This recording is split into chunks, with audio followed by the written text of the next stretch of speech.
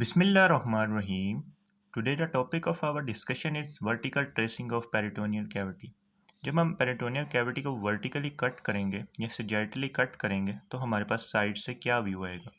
Peritoneal cavity में basically हमारे पास multiple number of विसरास होते हैं।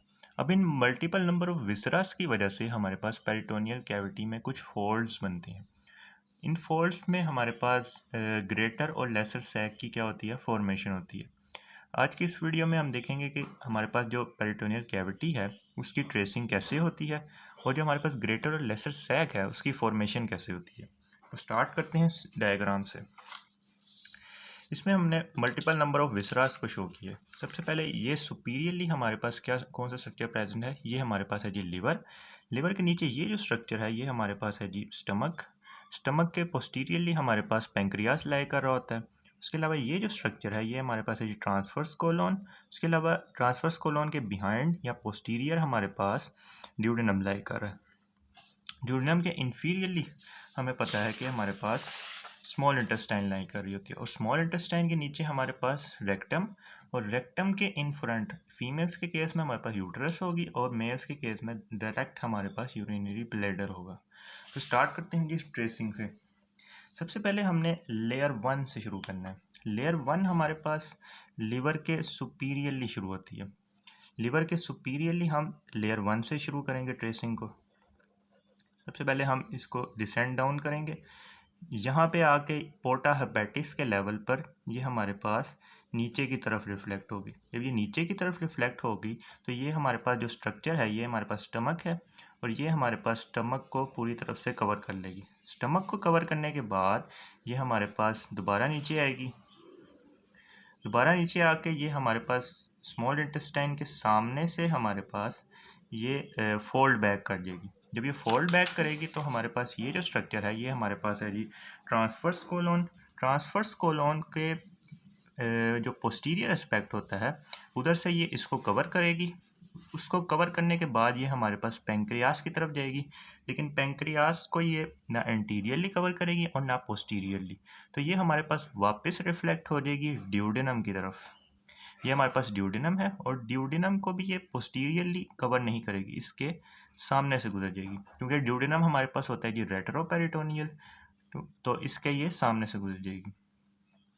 अब यहाँ पे आने के बाद ये हमारे पास जाएगी डाउनवर्ड्स। डाउनवर्ड जाने के बाद ये जो स्ट्रक्चर है ये हमारे पास ये स्मॉल इंटेस्टाइन। अब स्मॉल इंटेस्टाइन को ये पूरी तरह से कवर करेगी, यानी इसके एंटीरियरली भी और इसके पोस्टीरियरली भी ये इसको कवर करेगी। अब ये स्मॉल इंटेस्टाइन को कवर करने के बाद ये हमारे पास दोबारा डिसेंड करेगी और ये जो स्ट्रक्चर है ये हमारे पास है ये रेक्टम। रेक्टम के ऊपर से ये हमारे पास गुजरेगी और जो हमारे पास रेक्टम है और यूरिनरी ब्लैडर इसके दरमियान ये थोड़ी सी डिसेंड करके एक पाउच बना देगी। इस पाउच को हम कहते हैं रेक्टोवजाइकल पाउच। अगर फीमेल के केस में हमारे पास यहाँ पे यूट्रस लाई करेगी तो उसे हम कहेंगे रेक्टो यूट्राइन पाउच। चूँकि हमारे पास मेल का ये सजेटल सेक्शन शो किया गया तो इसमें हमारे पास यूरिनरी ब्लैडर लाइकर है। तो इनके दरमियान ये जो पाउच बनेगा इसकी डाउनवर्ड प्रोजेक्शन की वजह से इसे हम कहेंगे रेक्टोवजाइकल पाउच। रेक्टोवजाइकल क्यों? क्योंकि ये हमारे पास है रेक्टम। और वजाइकल क्यों? वजाइकल हम यूरिनरी ब्लैडर के लिए यूज़ करते हैं। तो इसके दरमियान ये पाउच बनाने के बाद ये हमारे पास यूरिनरी ब्लैडर के ऊपर से पास कर देगी। तो यहाँ तक हमने देख लिया कि ये हमारे पास लिवर से आई नीचे, लिवर से नीचे पोर्टा हेपेटिस के लेवल पर ये हमारे पास डिसेंड कर गई नीचे। नीचे डिसेंड करने के बाद ये इसने स्टमक के आगे से ये गुजरी। स्टमक के आगे से गुजरने के बाद ये हमारे पास नीचे डिसेंड करके स्मॉल इंटेस्टाइन के सामने से फोल्ड बैक होके ट्रांसवर्स कोलोन के पोस्टीरियरली गुजरी। ट्रांसवर्स कोलोन के पोस्टीरियरली गुजरने के बाद ये हमारे पास पेंक्रियास के नीचे से रिफ्लेक्ट होकर ड्यूडिनम के सामने से गुजर गई। ड्यूडिनम के सामने से गुजरने के बाद ये हमारे पास डाउनवर्ड्स आई। डाउनवर्ड्स आगे इसने हमारे पास स्मॉल इंटेस्टाइन को टोटली कवर किया। स्मॉल इंटेस्टाइन को कवर करने के बाद ये हमारे पास रेक्टम के पास आई। रेक्टम और यूरिनरी ब्लैडर के दरमियान इसने एक रेक्टोवजाइकल पाउच बना दिया। अब आगे चलते हैं। यूरिनरी ब्लैडर के आगे आने के बाद ये हमारे पास सिंपली असेंड बैक कर देगी, यानी इसके आगे हमारे पास एंटीरियर साइड है तो ये हमारे पास एंटीरियर एब्डोमिनल वॉल के साथ असेंड करेगी। ये टोटली हमारे पास लेयर 1 चल रही है। अब ये हमारे पास आ गया दोबारा लिवर और लिवर के इस एरिया पे आके ये इसके साथ मिल गई। तो ये हमने बात कर ली ग्रेटर सैक की। ये हमारे पास टोटली क्या बन गया, ग्रेटर सैक। हमने यहाँ से ट्रेसिंग शुरू की कुछ इस तरह से। अब हम देख लेते हैं लेसर सैक को। लेसर सैक भी हमने लिवर से शुरू करना है। लिवर से कुछ इस तरह से शुरू करेंगे क्योंकि लिवर का एक हमारे पास होता है बेयर एरिया, जहाँ पे वो डायफ्राम के साथ डायरेक्ट कांटेक्ट में होता है। उस एरिया को छोड़ते हुए हम यहाँ से ट्रेसिंग को शुरू करेंगे, यानी इसके और इसके यहाँ पे थोड़ा सा फासला छोड़ेंगे क्योंकि हमारे पास बेयर एरिया बेसिकली होता क्या है, जहाँ पे हमारे पास पेरिटोनियम नहीं होती है, यानी कोई और विसरा दूसरे और विसरा के साथ डायरेक्ट कॉन्टैक्ट में होता है। तो हम इस तरह से अब हम शुरू करेंगे लेसर सैक की ट्रेसिंग को। तो स्टार्ट करते हैं लिवर से। लिवर से ऐसे ही हम आएंगे नीचे और पोर्टा हेपेटिस के लेवल पर ये हमारे पास नीचे डिसेंड कर देगी। नीचे डिसेंड करने के बाद ये हमारे पास स्टमक के पोस्टीरियर एस्पेक्ट को कवर करेगी। स्टमक के पोस्टीरियर एस्पेक्ट को कवर करने के बाद ये हमारे पास डिसेंड डाउन करेगी। डिसेंड डाउन करने के बाद ये हमारे पास बात हो गई सेकेंड लेयर की। सेकेंड लेयर जो हमारे पास होगी वो हमारे पास दोबारा डिसेंड बैक करेगी। डिसेंड बैक होके ये हमारे पास आएगी ट्रांसवर्स कोलोन के पास। ट्रांसवर्स कोलोन के पोस्टीरियरली हमारे पास जो ग्रेटर सैक था उसने कवर कर लिया था। अब हम एंटीरियर की बात करें तो हमारे पास लेसर सैक की लेयर इसको कवर कर लेगी। अब ये ऊपर जाएगी। ऊपर जाने के बाद ये पेंक्रियास था, पेंक्रियास ने इसे तो एक्सेप्ट नहीं किया था, लेकिन ये लेसर सैक को एक्सेप्ट कर लेगा और इसके ये सामने से गुजरता हुआ ऊपर चला जाएगा। इसके ऊपर जाने के बाद ये हमारे पास यहाँ पे आके इसके साथ मिल जाएगा। तो ये हमारे पास होगी जी लेसर सैक की फॉर्मेशन। ये हमने कहाँ से शुरू की, यहाँ से लिवर के बेयर एरिया को छोड़ते हुए हमने यहाँ से शुरू की। फिर हम आए पोर्टा हेपेटिस के लेवल पे। पोर्टा हेपेटिस के लेवल पे ही हमारे पास नीचे आई। नीचे आगे स्टमक के पोस्टीरियर एस्पेक्ट को कवर किया इसने। पोस्टीरियर एस्पेक्ट को कवर करने के बाद ये हमारे पास डिसेंड बैक हुई। डिसेंड बैक होकर ये हमारे पास दोबारा असेंड हुई ट्रांसवर्स कोलोन के सामने से। ट्रांसवर्स कोलोन के सामने से ये हमारे पास पेंक्रियास के पास आई। पेंक्रियास के पास आने के बाद ये हमारे पास दोबारा असेंड कर गई। तो इस तरह हमारे पास होगी ग्रेटर और लेसर सैक की फॉर्मेशन। अब हम इन लेयर्स को नाम देते हैं। सबसे पहले ये जो लेयर है ये हमारे पास है जी लेयर 1। ये लेयर 1 है। और ये जो हमारे पास लेयर है दूसरी, ये हमारे पास है जी सेकेंड लेयर। अब हम देख सकते हैं कि जो फर्स्ट लेयर है वो हमारे पास यहाँ पे आई है और जो सेकेंड लेयर है वो यहाँ पे आई है। तो एंटीरियर टू पोस्टीरियर देखें तो सेकेंड लेयर ने हमारे पास थर्ड लेयर बनाई है। ये सेकेंड थी और ये थर्ड, और फर्स्ट लेयर जो थी उसने हमारे पास फोर्थ लेयर बनाई है। ये हमारे पास हो गई जी फोर्थ लेयर। तो इस तरह से हमारे पास 4 लेयर्स बन गई हैं। ये चारों लेयर हमारे पास मिलके क्या बनाती हैं, ग्रेटर मोमेंटम। यानी ये 4 लेयर हमारे पास मिलके ग्रेटर मोमेंटम की फॉर्मेशन करवाती हैं। इसके बाद हम लिख देते हैं लेसर मोमेंटम की फॉर्मेशन। लेसर मोमेंटम की फॉर्मेशन में हमारे पास लेसर मोमेंटम बेसिकली हमारे पास स्टमक और लिवर के पोर्टा हेपेटिस के दरमियान लाई कर रहा है। तो इसमें हमारे पास ये दोनों लेयर्स आ जाएंगी। अच्छा, ये तो हमने देख लिया ग्रेटर और लेसर मोमेंटम को। अब ये जो ग्रेटर सैक और लेसर सैक के दरमियान हमारे पास एक फोरामेन होता है जो हमारे पास लेसर मोमेंटम के राइट फ्री मार्जिन पर प्रेजेंट होता है। उसे हम कहते हैं जी एपिप्लॉइक फोरामेन, जो हमारे पास लेसर सैक को ग्रेटर सैक से कनेक्ट कर रहा होता है। अब हम इसकी एक मॉडिफाइड डायग्राम देख सकते हैं जिसमें लेबलिंग हमारे पास अच्छी हुई है। ये है जी वो डायग्राम। इसमें भी हमने देख सकते हैं कि यह हमने यहाँ से शुरू किया और यहाँ से हमारे पास इस तरह होगी जी ग्रेटर सैक की फॉर्मेशन। ग्रेटर सैक की फॉर्मेशन, इसके अलावा हमारे पास कुछ और चीज़ें भी इसमें मेंशन है कि सुपीरियर रिसेस बनी है। ये हमारे पास लिवर के पोस्टीरियरली लाई कर रही है। और ये जो स्ट्रक्चर है ये हमारे पास है जी इन्फीरियर रिसेस।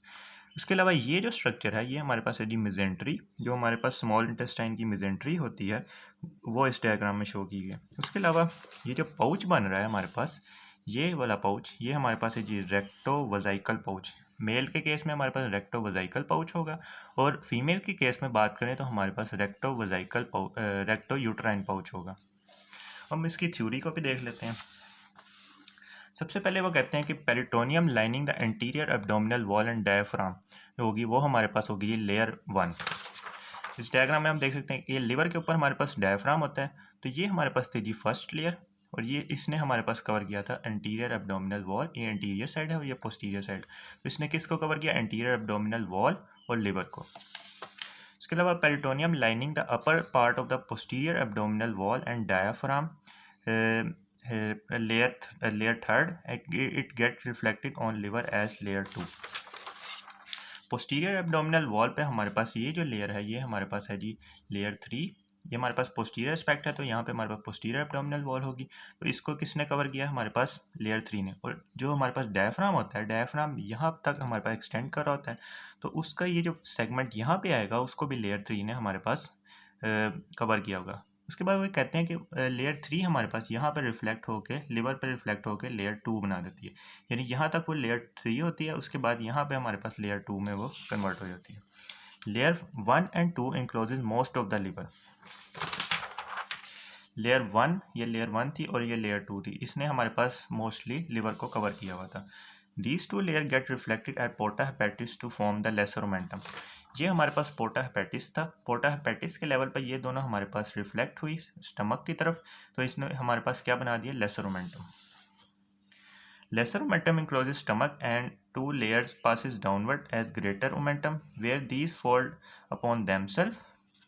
ये हमारे पास इसने स्टमक को पूरी तरह से इनक्लोज किया, फिर वो नीचे डिसेंड की और हमारे पास फोल्ड बैक हो गई।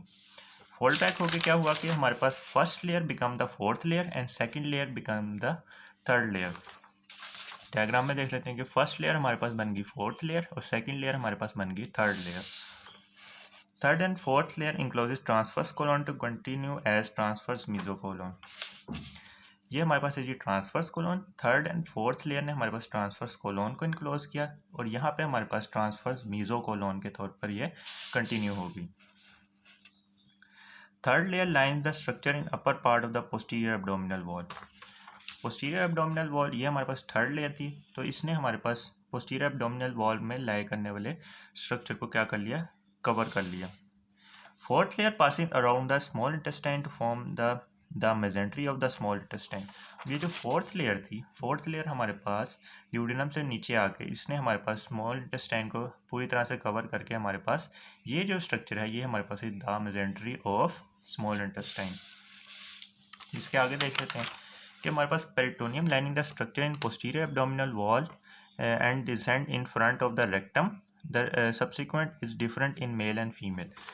मेल में हमने बात की थी कि ये हमारे पास रेक्टोवजाइकल पाउच बनाएगा और फीमेल के केस में हमारे पास रेक्टो यूट्राइन पाउच बनाएगा।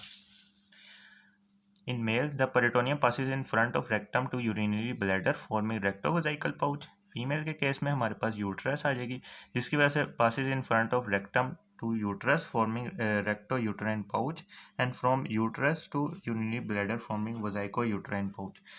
तो अगर हम देखें तो हमारे पास यहाँ पे करके यूट्रस अगर हम लें तो रेक्टम और यूट्रस के दरमियान हमारे पास रेक्टो यूट्राइन पाउच होगा और हमारे पास यूट्रस और यूरिनरी ब्लैडर के दरमियान हमारे पास वजाइको यूट्राइन पाउच होगा।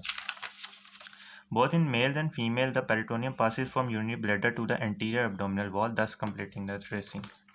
ये हमारे पास जो ट्रेसिंग थी वो हमारे पास एंटीरियर एब्डोमिनल वॉल पे गई, तो इस तरह हमारे पास ये ट्रेसिंग कंप्लीट होती है। अब हम लेसर सैक को देख लेते हैं। It is bounded in front by the posterior layer of the lesser omentum. Lesser omentum की ये दो लेयर्स हैं, जिसमें ये एंटीरियर साइड है, ये पोस्टीरियर साइड है। तो पोस्टीरियर लेयर हमारे पास लेसर सैक को बना रही है। Peritoneum lying the posterior surface of the stomach. इसके अलावा ये जो हमारे पास पेरिटोनियम थी पोस्टीरियर सरफेस ऑफ स्टमक को कवर किया हुआ था, ये हमारे पास इसकी बाउंड्री बना रही थी। इसके अलावा जो first and second layer of the greater omentum, ये हमारे पास जो फर्स्ट लेयर और ये सेकंड लेयर, ये हमारे पास मिलकर बना रही है लेसर सैक को। इट इज़ बाउंडेड बिहाइंड, ये हमने फ्रंट की बात की, और बिहाइंड की बात करें by third and fourth layer of the greater omentum. इन दोनों लेयर्स ने हमारे पास थर्ड एंड फोर्थ लेयर बनाई थी, तो बिहाइंड हमारे पास ये दोनों लेयर्स आ जाएंगी जो हमारे पास लेयर्स होती हैं ग्रेटर ओमेंटम की। Peritoneum lying the upper part of the posterior abdominal wall. इसमें हमारे पास लेयर थर्ड आ जाती है जो हमारे पास पोस्टीरियर एब्डोमिनल वॉल को कवर कर ली थी। तो ये था टॉपिक हमारा वर्टिकल यहाँ पे sagittal tracing of peritoneal cavity के बारे में। If you like this video, then kindly share it with your friends and subscribe to my channel.